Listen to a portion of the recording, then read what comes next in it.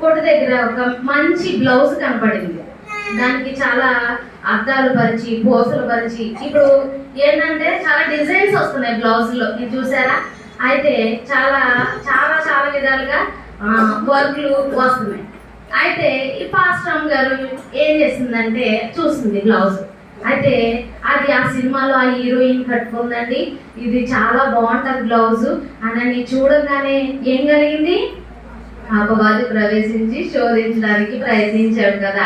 సహజంగా అయితే మనం దాని నుంచి డైవర్ట్ అవ్వాలి.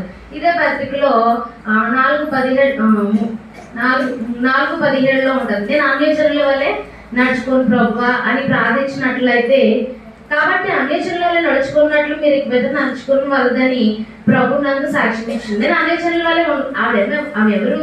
పాస్టర్ గారు కదా.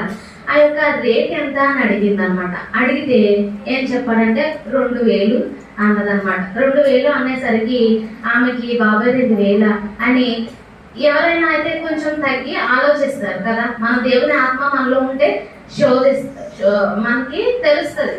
అయితే వెళ్ళింది తన భర్త దగ్గరికి వెళ్ళింది, అడుగుతుంది, ఏమండి నాకు 2000 ఇవ్వండి అనంటే, ఏమా ఎందుకు అని అంటే, తర్వాత చెప్తాను మీకు, ఫస్ట్ నాకు 2000 ఇవ్వండి అని అంటే, వెళ్ళి వెంటనే కొనుక్కు తెచ్చేసుకుంది. కొనుక్కు తెచ్చుకున్న వెంటనే మరి కొనుక్కున్నాక కప్పుకుంటారా? కొనుక్కున్నాక కప్పుకుంటాం. మనం కొనుక్కునేది ఎందుకు? అందరి కాన్ఫిడెంట్, అందరి దృష్టి నా మీద ఉండాలి. ఇది ట్రెండ్ కదా.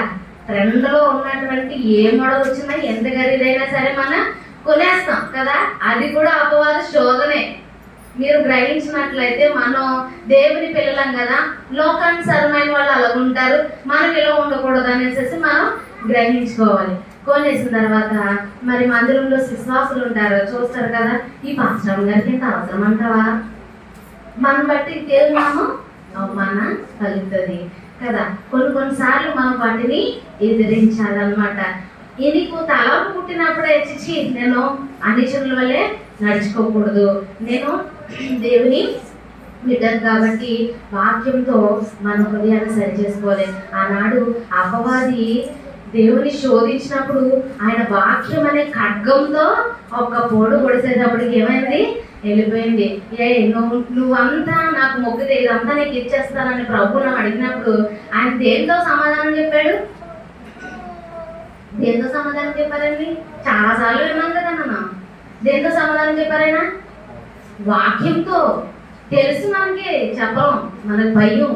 ఎప్పుడైతే దాన్ని విడిచిపెడతామో మనం ధైర్యంగా ఉంటాం. భయాన్ని విడిచిపెట్టాలి.